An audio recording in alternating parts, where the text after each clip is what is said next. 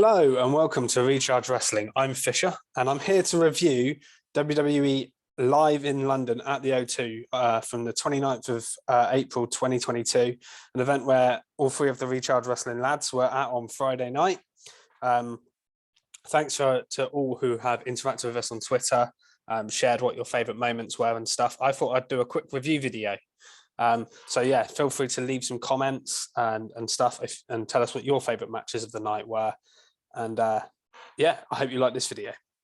So I must say the crowd, first of all, very good turnout for the live event, you know, considering it was only one a few months ago, which we were also at.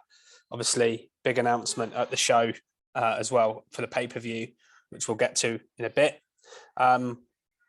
But the first match of the night, straight away, you know, what I love about the live shows rather than watching SmackDown or Raw is you just get a flow. You get a match. There's no messing about in between. There's a little interval, but that's welcomed at some point to go, you know, to go and get refreshments or whatever. But yeah, generally it flows so well. So we started the match with the night with Sasha Banks and Naomi coming out. You may have seen, we've actually got a video of their entrance on our YouTube channel, loads of entrances, so check those out. But yeah, Sasha Banks and Naomi come out, had a match with Shayna Baszler and Natalya. They had a pretty good opening match, good 10 minutes sort of long. Interesting, you know, there's a lot of playing up to the crowd at the start from the heels, trying to get booed, and the faces trying to get cheered, which sort of always happens at house shows when you're trying to open the show. I thought this did a good job of getting the crowd into the match. Tag team titles on the line, and it was just an enjoyable opener with Sasha Banks and Naomi getting the win. Yeah, really solid way to open the start. We were kind of speculating between us what match would open the show. Didn't think it would be this one, but I think it was actually quite a good choice. Obviously, champions retain at house show. Then we had Gunn versus Shinsuke Nakamura. This I was buzzing for because I've never seen Gunn, or Walter as he was called before, in person. And those of you who listen to our podcast will know, you know, we're all big fans of Gunn, but I in particular am a huge fan. So I was really excited to see him wrestle against Shinsuke Nakamura. Shinsuke's music hits, everyone does the sing along to his theme tune, which is always enjoyable. Gunter comes out, not with Ludwig Kaiser, just on his own. They had a pretty good match. Was quite short compared to some of the other matches on the night. Didn't get loads of his chops in. I was hoping to see a little bit more of that, but he did get one brutal one in towards the end of the match on Shinsuke. We were kind of wondering who was going to win this because quite often baby faces win on house shows unless it's champions. So then obviously titles don't really change. But yeah, so we were like, you know, will Nakamura win, or because the fans are into him, or will they give Gunter the win here? And Gunter got the win, winning with that huge chop and then a powerbomb middle of the ring. Shinsuke did this come on thing, and there was a few other good moments in the match. It was pretty enjoyable. Like I say, I just liked to see Gunter wrestle. And the thing about this card for me personally is it was quite fresh in terms of, you know, I've been to quite a few WWE shows in the last few years, and I've seen a lot of the same guys. So here we got a lot of fresh people, and Gunter was one of those. Next match was Bobby Lashley versus Sheamus. And I think so far out of those the first half of the show, Bobby Lashley versus Sheamus was probably my match of the first half of the night. Really enjoyable, big heavyweight clash.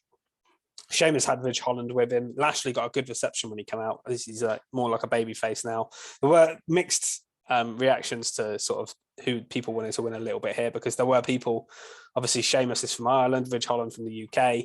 So there were some people around our section that did want Sheamus to win and were booing Bobby Lashley. But Lashley picks up the win here. Some really good power moves in this match. There was a good like knee strike kick out where I thought Sheamus was going to win. It got a very close near fall. There were some good near falls in this match. This is where they really picked up on this, and it was kind of like 50-50. And then Lashley in the end won with a spear, I think it was, and pinned Sheamus clean. So that it was enjoyable. Everyone went home. I think everyone not went home. It was only in the middle of the show. Everyone was kind of happy, I think, overall with the outcome of this match. And like I say, apart from a few people, maybe. Then we had Aaliyah defeated Shotzi. And all I've got to say really about this match is I felt a little bit bad for them. This was a section, as soon as Aaliyah's music hit, I thought the interval would be here because it was 4 matches in and then you had 4 matches to go. But I decided to put this on before the interval, and I thought the placement wasn't great because people were probably getting a bit restless, wanting to go to a drink or to the toilet or whatever anyway. And Aaliyah came out, her music hit, and you could just see people in my section, but all across the arena, loads of people getting up for a bathroom. So this was a bathroom break match, unfortunately. So I felt a bit sorry for Aaliyah and Shotzi in that sense. Shotzi attacked Aaliyah on the entrance, actually. She didn't even get an entrance. So she came down, attacked Aaliyah on her entrance. Aaliyah was carrying a Union Jack flag, sort of parading in the fans, and then Shotzi attacked her.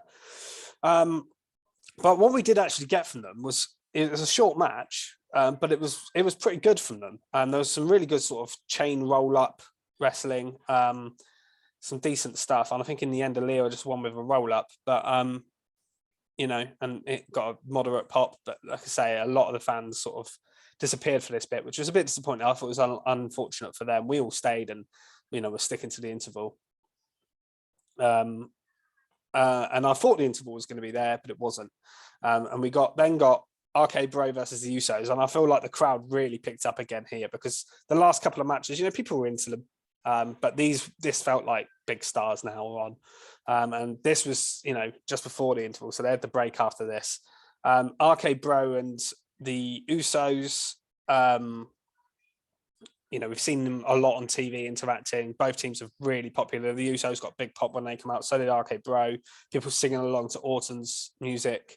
Was really enjoyable. And they had a pretty fun tag team match, which ended in Riddle hit and Orton both hitting RKOs to win. Really fun. I did see some people on Twitter say that this was their match of the night. It was pretty good. For me, it would maybe have been in the top 3. But yeah, not number 1 for me. But I think just seeing RK Bro and the Usos was really, really cool. When I was talking about fresh people, actually, I hadn't seen Aaliyah or Shotzi before. So that's 2 more people to mention from my point of view, which was cool to see. Then we got the break, come back after the break, and they started. Then there's 3 matches left, all like big title match with big people in. And they started it with the Intercontinental title triple threat. So it was Sami Zayn, Ricochet, and Butch. And what was really interesting about this is they had Sami come down first. And he cut a promo, a funny promo about Butch saying, I was meant to face Butch and Ricochet, but it looks like Butch isn't here. Where's Butch? That whole gimmick. So I'm going to be facing Ricochet one-on-one. I'm going to win back my Intercontinental title. And he started listing places where Butch could be. He said Stockholm, I remember him saying, and some other places. And then suddenly Butch comes from the sort of through the crowd. People obviously get as a big pop. He's from the England, so it was really cool. Actually, really enjoyed that. I've been critical of the Butch sort of angle on TV on the podcast myself personally. The other guys have kind of enjoyed it more than me, but this was really cool for him. And obviously he got bruiserweight chance because obviously being Pete Dunne.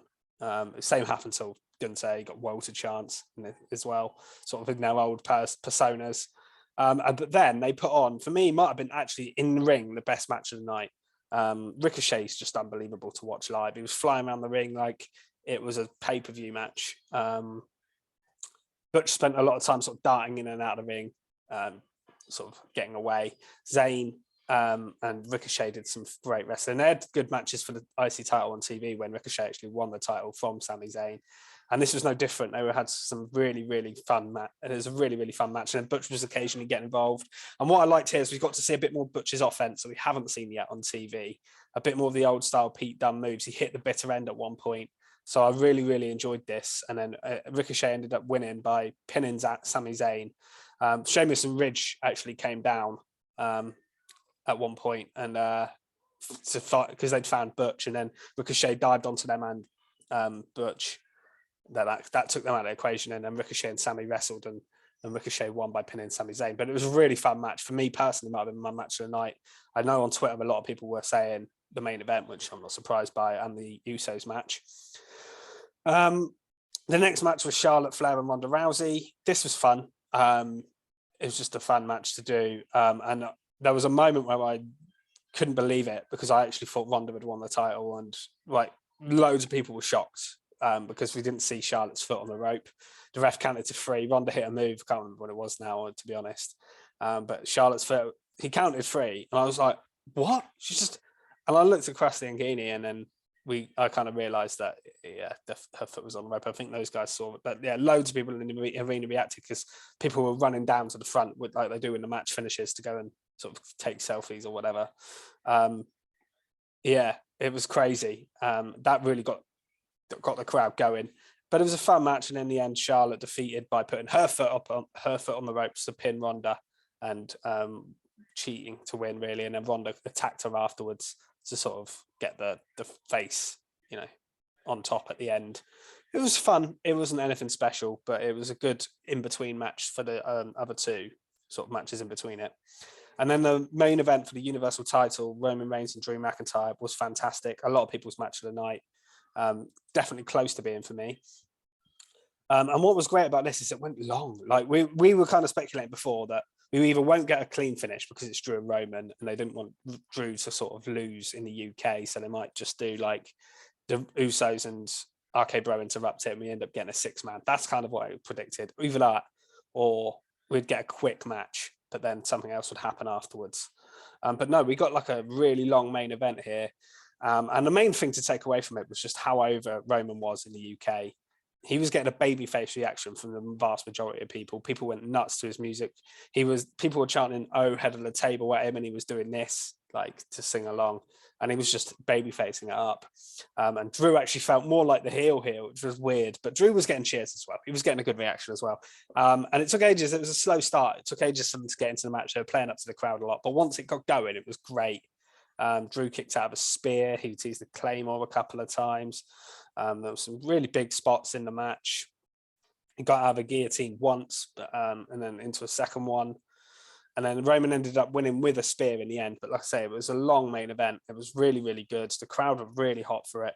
And then Roman did a lovely little speech afterwards, thanking the crowd, but also telling them to acknowledge him, which I think we all came to see. And that was a cool moment. Really enjoyed it. And yeah, the fans went home. I think everyone went home happy. I would have thought, with Roman and Drew at the end delivering a good match. The crowd were really into both guys. Yeah, you couldn't really ask more from a live event. And it's one of those things people say, is it worth going to a WWE event? And I think it definitely is. We'll be trying to get to the pay-per-view. Obviously, that's a huge deal. But even just live events like this, I think they're fantastic. SmackDown and Raw tapings can be good as well, but you never know what you're going to get. Sometimes you get really lengthy promos. You get a lot of breaks for the adverts and production and things on there.